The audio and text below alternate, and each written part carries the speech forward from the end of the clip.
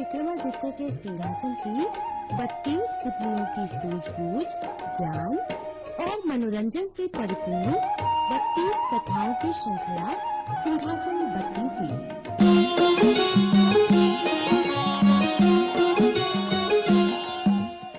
पिछली कड़ी में आपने सुना कि राजा भोज ने स्वयं आखिरी पुतली यानी 32वीं पुतली से उसका परिचय पूछा।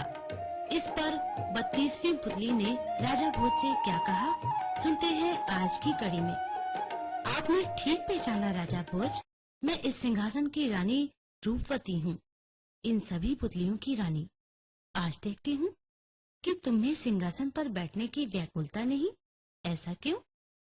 तुम पुतलियों से राजा विक्रमादित्य की दान, ज्ञान, धर्म, कर्म, परोपकार, शूरवीरता की कथाएं सुनकर और उन कथाओं से शिक्षा लेकर मैंने ये निर्णय किया है कि अब मैं इस दिव्य सिंहासन पर नहीं बैठूंगा।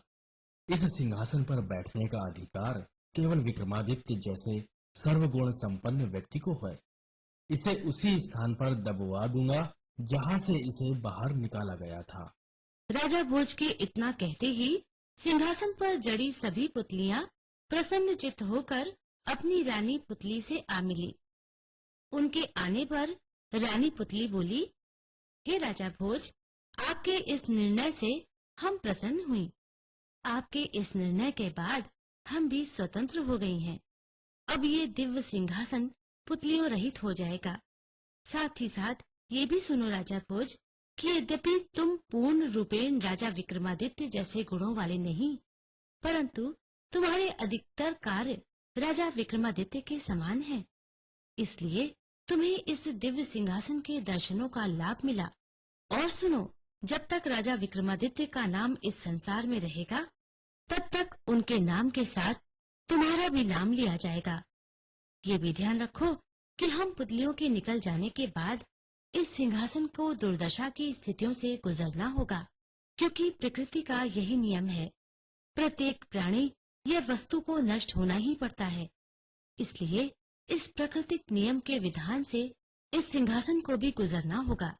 अच्छा, अब हम चलती हैं राजन। आपके सुख समृद्धि भरे शासन की हम सदैव कामना करती हैं और करती रहेंगी।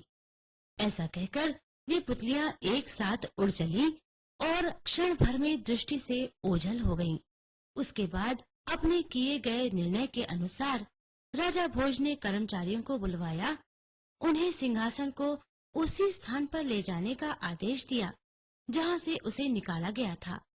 मजदूरों द्वारा गड्ढा खोदा गया। राजा ने ब्राह्मणों, पंडितों, राज ज्योतिषियों, विद्वानों और प्रजाजनों की उमड़ पड़ी भीड़ की उपस्थिति में वेदोच्चार के बीच देवताओं का स्मरण करते हुए उस सिंहासन को उस गड्ढे में फिर से दबवा दिया। अब उस स्थान पर फिर वही टीला नजर आने लगा जहां लंबू गरड़िए का लड़का बैठकर न्याय किया करता था। लेकिन लंबू गरड़िए के मना करने पर उसका लड़का फिर से उस टीले पर नहीं चढ़ा। टीले पर घास फूस और पौधे उगाए।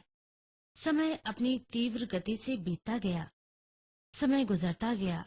पुतलियों की भविष्यवाणी के अनुसार उस सिंहासन को अभी और दुर्दशा के दिन देखने थे। उसके बारे में दूर दूर तक बात फैल गई थी। बहुत दूर दूर से लोग उस टीले को देखने आया करते थे। एक दिन चोरों के एक गिरोह के मन में एक युक्ति आई कि उस सिंहासन को निकालकर उसके टुकड़े टुकड़े करके बेच डाला जाए तो काफी धन प्राप्त हो सकता है। इस लालच में आकर चोरों के उस गिरोह ने मिलकर बहुत दूर से उस टीले के नीचे सुरंग बनानी आरंभ कर दी। कई महीनों की जी तोड़ मेहनत कर उन्होंने सिंहासन स्थल तक पहुंचने के लिए गुफा जैसा मार्ग बनाया और उस सिंहासन को निकाल कर ले गए। सिंहासन को लेकर वे एक जंगल में पहुंच गए। रात के अंधकार में सिंहासन चमक रहा था। उसके जड़े हीरे जवाहरात दमक रहे थे। उन्हें विश्वास था कि हीरो जवाहरातों और स्वर्ण सिंहासनों के टूटे टुकड़ों की अच्छी कीमत मिलेगी। चोरों के मुखिया ने सिंहासन को तोड़ने का आदेश दिया। 4-5 चोर उसे तोड़ने में लग गए। जैसे ही सिंहासन पर हथौड़ों की चोट मारी गई, उसमें चिंगारियां निकली। सिंहासन का तो कुछ न बिगड़ा, लेकिन सिंहासन से चिंगारियां निकलते देख चोर भयभीत हो गए। एक चोर ने सिर खुजाते हुए अपनी बात रखी। अरे लगता है ये भूतिया सिंहासन है, तभी तो राजा भोज इसे अपने यहाँ कुछ दिन रख कर दबवा गए। अगर ये ठीक होता तो सोने और हीरे जवाहरातों से जड़े इस सिंहासन को यूं ही वे क्यों जमीन में गड़वा जाते। उसके साथियों ने उसकी बात का समर्थन किया और वे सिंहासन से हटकर पीछे हो गए। चोरों का मुखिया भी संशय में पड़ गया। वे उस सिंहासन से कुछ दूर हटकर आपस में बातें करने लगे कि इसका क्या किया जाए। कुछ ने सुझाव दिया कि उस सिंहासन को जहाँ से निकाला गया है वहीं पहुँचा दिया जाए। कुछ चोरों ने अकल भिड़ाई। अगर इसे हमें नुकसान पहुंचाना होता तो उसी समय पहुंचा देता जब हमने इसे हाथ लगाया था। मेरे विचार से हाथ लगने से इससे कोई नुकसान नहीं पहुंचने वाला है, तोड़ फोड़ करने से नुकसान पहुंच सकता है।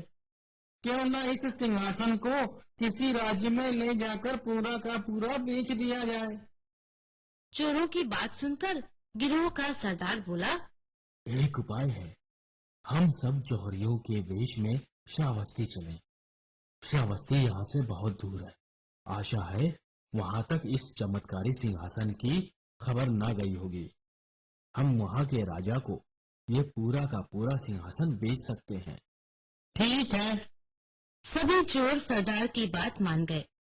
फिर उन सबने सिंहासन को उठाया, उसे कपड़ों से अच्छी तरह ढांपकर हाथी पर लादा और जौहरियों के वेश में श्रावस्ती के लिए रवाना हो गए। रास्ता काफी लंबा था। चोरों का गिरोह चलता रहा और अपनी यात्रा 1.5 माह में समाप्त कर श्रावस्ती पहुंचा। उन्होंने राजा के पास अपने आने की सूचना भिजवाई। राजा ने उन्हें राज्य की अतिथि गृह में ठहराया। चोरों ने राजा के पास आने का कारण बताया। राजा से अनुमति मिलने के बाद वे सब श्रावस्ती नरेश के सामने उपस्थित हुए। महाराज की जय हो। जौहरियों, हमारे राज्य में तुम्हारा स्वागत है। हमने सुना है कि तुम हमारे लिए एक अद्भुत सिंहासन लाए हो। हम देखना चाहते हैं। हाँ राजन, हम जौहरियों ने मिलकर अत्यंत दुर्लभ रत्नों से जड़कर कई वर्षों की मेहनत के बाद उस सिंहासन का निर्माण किया है। उसके निर्माण के बाद हम सबने मिलकर विचार किया कि वो आप जैसे वैभवशाली राजा के ही योग्य है। हम सिंहासन देखने को उत्साहित हो रहे हैं। अभी लीजिए महाराज। इसके बाद सिंहासन को दरबार में लाया गया। सभी दरबारी वहां उपस्थित थे। जब सिंहासन पर से पर्दा हटाया गया तो सबके मुंह से अति सुंदर निकला। सभी उसे एकटक देखते रह गए। सिंहासन की कला और छटा अद्भुत और निराली थी। सारा दरबार जगमगा उठा। श्रावस्ती नरेश मंत्रमुग्ध हो गए और बोले, वाह, सिंहासन तो सचमुच सुंदर है। आपके लिए सर्वथा उपयुक्त है महाराज। चोरों का मुखिया बोला। पूरे 60,000 स्वर्ण मुद्राओं में उसने सिंहासन राजा को सौंप दिया।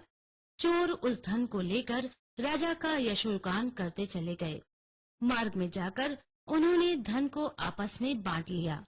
धन का बंटवारा होने के बाद वे अलग अलग हो गए।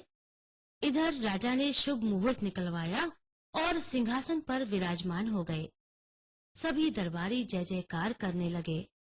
उनके सिंहासन की चर्चा दूर दूर तक फैल गई। इस बात की चर्चा जब राजा भोज तक पहुंची तो उन्होंने फिर से वो स्थान खुदवाया जहाँ सिंहासन दबाया गया था। सिंहासन वहाँ नहीं मिला। वहाँ लंबी सुरंग मिली। मालूम हुआ कि उस सुरंग के रास्ते उसे चोरी किया गया था। राजा भोज श्रावस्ती गए और वहाँ के राजा से मिले। उन्हें सिंहासन पर बैठा हुआ देखकर वो विस्मित हुए।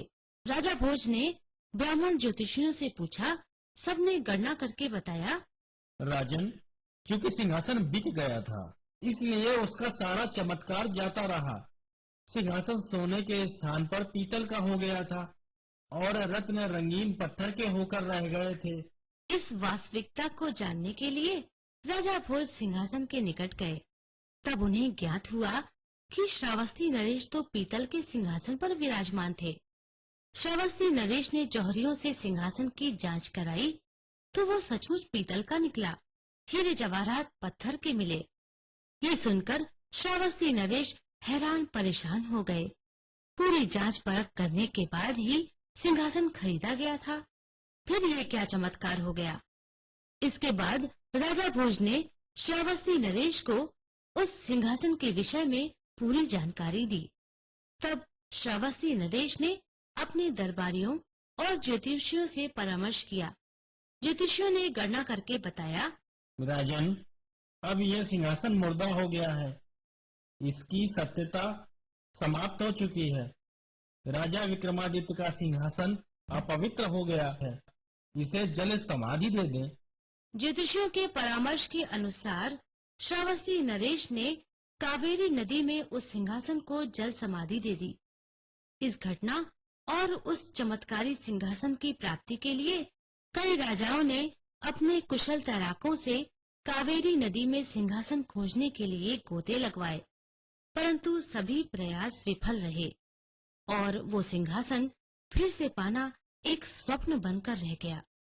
क्या पता वो दिव्य सिंहासन आज भी कावेरी नदी के गर्भ में हो और अपने लिए राजा विक्रमादित्य जैसे राजा की प्रतीक्षा कर रहा हो।